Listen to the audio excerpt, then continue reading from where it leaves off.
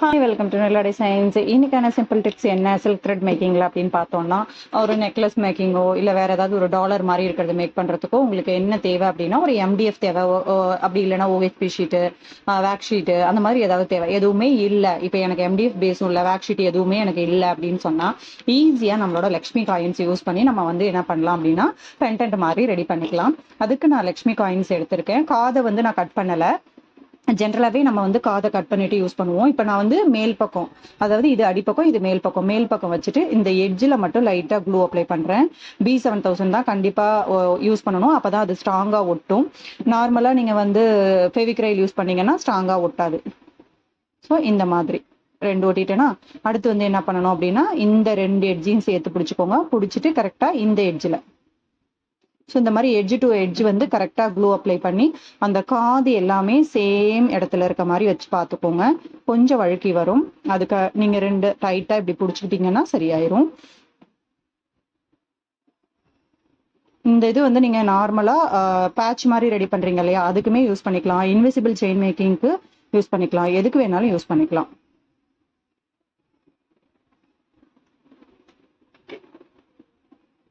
கரெக்டாக இந்த மாதிரி ஒட்டி ஒட்டி வச்சு பண்ணுங்க, அப்போ வந்து உங்களுக்கு விலகி வராம இருக்கும்.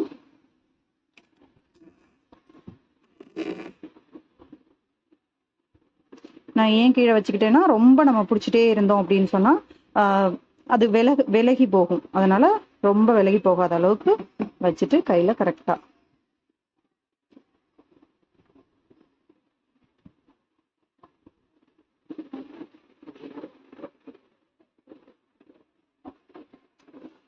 ஒரு காயின் இல்லைன்னா ரெண்டு காயின் வேணும். ஸோ காயின் வந்து நீங்க நிறைய வச்சுக்கோங்க, அது தேவைக்கு தகுந்த மாதிரி நீங்க யூஸ் பண்ணிக்கோங்க. ஒரு 10 மினிட்ஸ் காய விட்டீங்கன்னாவே போதும், இது நல்லா ட்ரை ஆயிரும். அதுக்கப்புறம் இது மேலே நீங்க ஒர்க்கு கொடுக்க ஆரம்பிச்சுக்கலாம். ஸோ காது கரெக்டாக வச்சுக்கோங்க. சேம் ப்ரொசீஜர்ல வந்து ஃபினிஷிங்கும் பர்ஃபெக்டா. இப்போ லாஸ்டா நம்ம முடிக்க போகும்போது ரெண்டு எட்ஜ்லையும் ப்ரீவியஸா இருக்க காயின் ஸ்டார்ட் பண்ணோம் இல்லையா, அந்த காயின்லயும் நீங்க க்ளூ அப்ளை பண்ணணும். தென் முடிக்க போற காயின்லயும் வந்து நீங்க க்ளூ அப்ளை பண்ணணும்.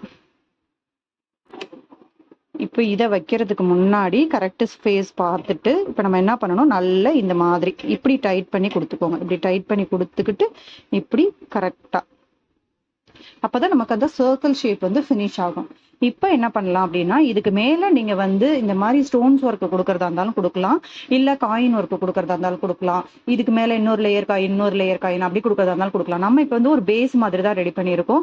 இதுக்கு அடியில வந்து நீங்க நார்மலா டெய்லரிங் யூஸ் பண்ற கேன்வாஸ் யூஸ் பண்ணாலே போதும். இப்போ நான் இதை வந்து என்ன பண்ண போறேன், லக்ஷ்மி காயினை இதுல இந்த மாதிரி பேஸ்ட் பண்ண போறேன்.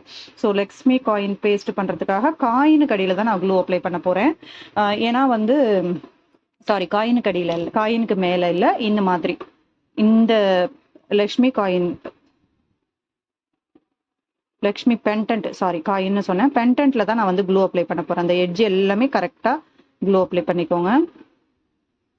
அப்ளை பண்ணிட்டு ஒட்டும் போது அது நமக்கு கர்வ் பர்ஃபெக்ட் ஃபினிஷிங்ல கிடைச்சிரும்.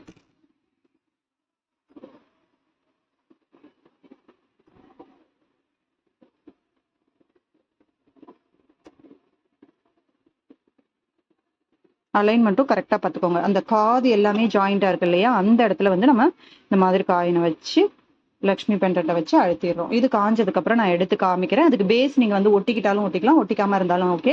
இந்த இடத்துல வந்து நம்ம ஹூக் அட்டாச் பண்ணிக்கலாம். அதாவது சாமி நம்மளை பார்த்து இருக்கிறதுக்கு நேரா நம்ம டாலரா யூஸ் பண்ண போறதுனால இந்த இடத்துல நம்ம ஹூக் அட்டாச் பண்ணிக்கலாம். இப்போ உடனே நம்ம ஹூக் அட்டாச் பண்ண முடியாது, அதனால அடுத்த வீடியோல ஷார்ட்ஸ்ல நான் ஹூக் அட்டாச் பண்ணி காமிக்கிறேன். தேங்க்யூ.